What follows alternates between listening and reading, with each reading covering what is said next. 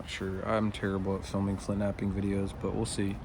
This is a piece of dacite, which has, it's a surface piece, so it's got, you can see that there are some cracks in there. And it's gonna be a little bit hard to knap. Well, it's not gonna be hard to knap, but it's just raining out here, so we'll see what happens. But the first thing that I want to look at is just where are the natural platforms on this piece and where's the point. Obviously the point's going to be oriented this way, lengthwise. We got a hanging down area. Probably won't be able to incorporate that into the piece just because it looks like there might be some cracks in there, but I'll chip that down just a little bit. And just blend these flakes in there just to see. You can see there's a crack right there. It's kind of a darker variety. This hammerstone that I'm using is one that I picked up just in my backyard, and it's a volcanic looking material, probably some sort of basalt. This is a pretty dark piece of dacite. It's pretty cool. But if I were to raise that platform, you can see that this angle is actually really nice. And if I bring that up and continue to get underneath this crack and raise that, it'll level it out with this area here, and then I could strike kind of high and knock off a spall this whole area. And the reason why it'd be beneficial to do that is because if I were to do it the other way, where I've got this ridge here, you can see, if I were to try and remove that ridge, I would have to chip away a lot of this length up here because I'd have to turn that edge. This goes for beginner flint knappers, but if you're watching this, one of the ways that you can thin a piece is, first off, look at where the ridge is that you want to remove. So in this case, we've got a really big ridge on this side. Look at where that ridge meets the edge. Where does it stop? So this ridge stops about right here. And another thing to take into account is, where does this piece come to a point? You see how it comes to a point right there? Regardless of where the ridge is, it comes to a point. Notice how the ridge and that point kind of meet up in the same area. That's usually a great area to start to thin a piece of a large stone, because you can chip away down this way to create an angle and strike that way. In this case, I'm not going to do that on this side, but I'm going to do it on this side. So I'm going to chip down, and these flakes, I'm using the weight of the hammerstone to just gently brush down. And some of these will have a harder time releasing because there are cracks, because this is just surface material. And a lot of time, material that is collected on the surface of the ground can have freeze cracks and stuff just from being more exposed to the elements. But the good part about that stuff is you don't have to dig for it. Okay, this is gonna be a flake that we just prepared. So now you can see there is still a little bit of a crack, but this flake is gonna go this way and remove. Hopefully it's not gonna dive, because I don't know how deep some of these cracks are. If some of those are really deep, what could happen is I could strike here and that flake could go down and hit a crack and then go in. So I'm gonna hold it loosely. I'm not gonna support it a whole lot, and I'm just gonna strike it like right there. There it goes. That sounded really good. We can see where we struck, and we can see our flake, and there's our flake there. And the great thing about this is that this flake will also make something. It's a little bit strange. It would be a little bit of a challenge just because it's curved and it still has a lot of mass right up here. But when it comes to knapping spalls, I like to have the spalls have a lot of mass, just so that you can really orient the point how you want it. And if you want to make something with a thicker body, then you can afford to do that because you have a lot of thickness. You don't have to worry too much about trying to figure out where you're going to put the body and stuff. Okay, so we just took a spall. When it comes to being a flint knapper, one of the things you want to look for is, where should I take another flake, because you want to try and preserve your material as much as possible. I don't care if you live in an area where there's a lot of flint, or maybe you have built your house on top of glass buttes. I think it's still really great to learn how to be an ergonomic flint knapper, and try and preserve your material. So in this case, now we can see that there's a flake scar here, and on either side of that flake scar there are kind of ridges, and we're going to use those ridges to our advantage.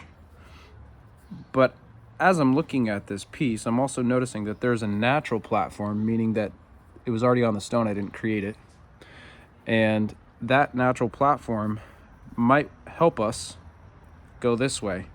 The only problem with that is that that'll be a thin flake because this area is not that level. So what I'm going to do is I'm going to take a couple flakes this way and actually level out that area where that flake is going to be removed.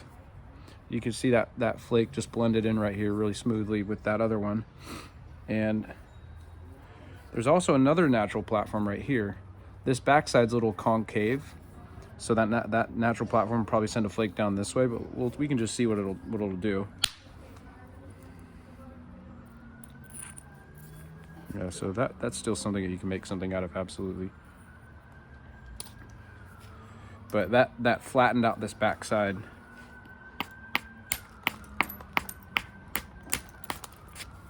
Okay, but this is a really good hammerstone. I can see myself having a future with this hammerstone. I can see it being one of the ones that I turn to dust over a couple of years because it's really soft, but it's heavy and it's got a nice shape. So here's that natural platform. What I like about this natural platform is the fact that it actually has a little bit of a ridge on it. You see that? So in later stages, when it comes to when you have a thin biface, a platform with a ridge like that on that can be devastating because it absorbs too much shock and can snap the piece. But when it's such a big thick piece like this, it actually helps because it absorbs the bulb and creates a nice spall. So I'm going to strike this one high, and one of the reasons why we strike things higher when we're trying to spall is because the flake takes a longer time to exit the rock, meaning that it's gonna go through, and flake comes out at this angle. If you strike the flake higher, it has more space to go, and it'll be a thicker flake, so you'll have more thickness to work with. Hopefully this flake won't split, but it might just because of the contour. It's a little flat, but we'll see. I'll try and hit it high. Yeah, it doesn't feel like it's split. Perfect, there it is. Like I said, it's gonna be a thinner flake.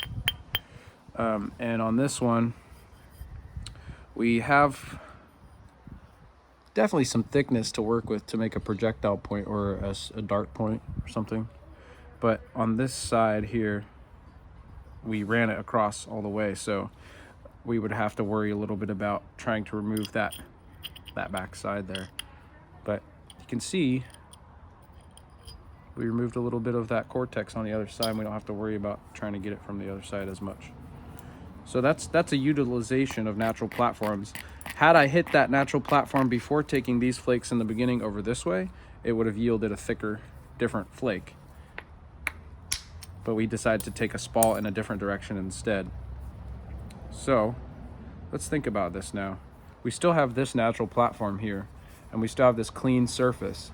We know that there are no cracks in this area because we can see it. So what I'm gonna do is take some flakes down this way. Uh-oh, so there's a crack. No biggie.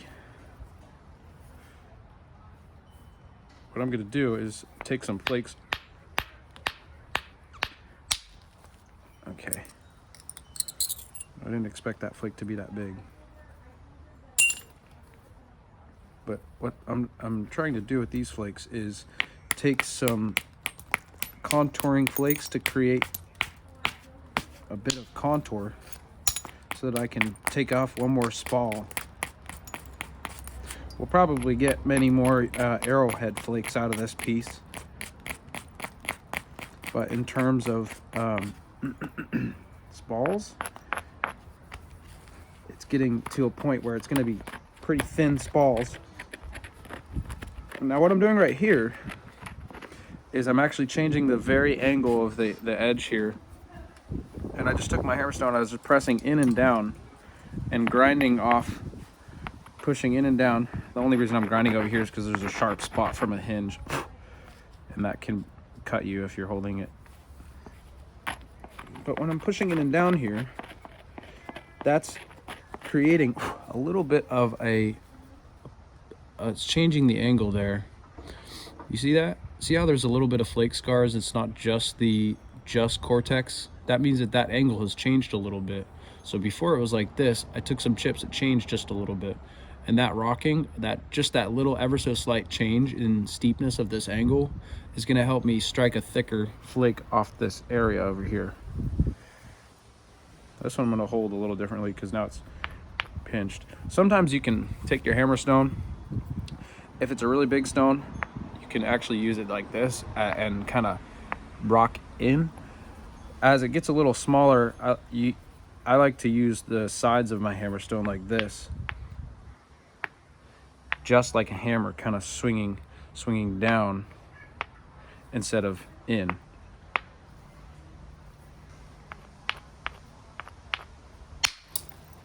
It's split.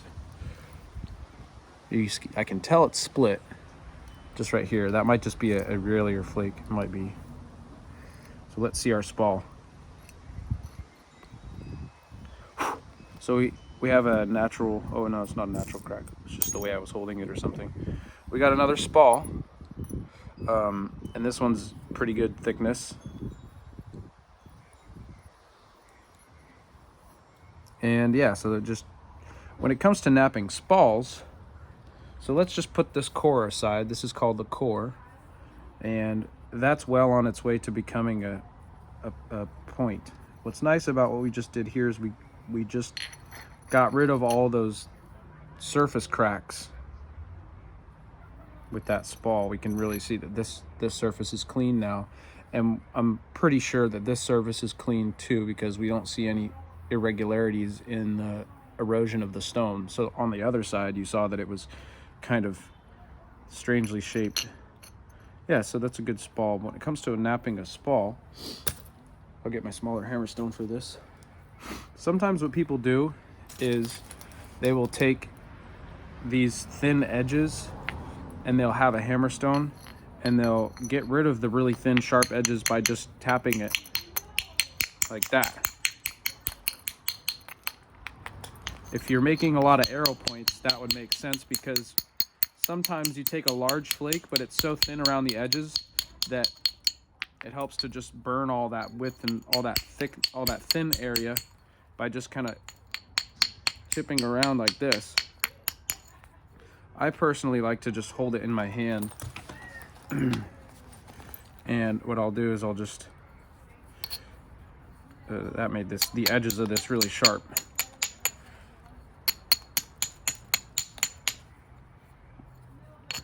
What I'll do is I'll just do that. So what I'm doing is, this is sandstone, and I'm just kind of chipping around on the edge and removing and brushing. And as you use sandstone for this, it's really great because it's soft and it is chipping, but it is also abrading, almost kind of like pulling and grabbing and removing a lot of material. If you have really hard hammer stones, what can happen is it just doesn't really grab as much, and your flakes are really small, and you have a higher risk of breaking it, because really hard stones are not only not grabbing, but they're sending so much shock into the stone.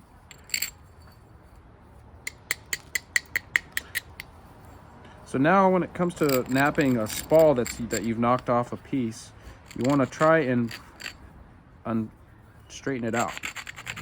Oftentimes spalls are not straight. They're usually curved.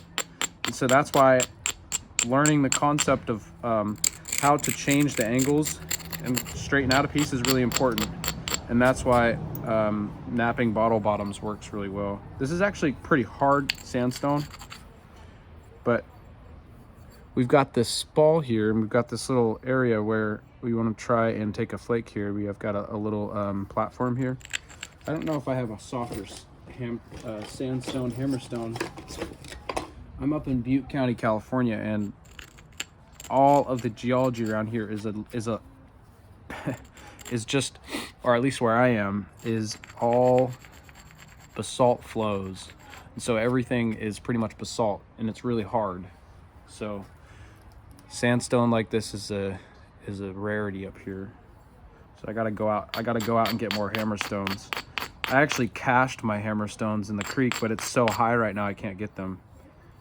Okay. Let's try and demonstrate this. I could do it with the big sandstone hammerstone, or whatever. This isn't even sandstone, it's like some sort of volcanic material.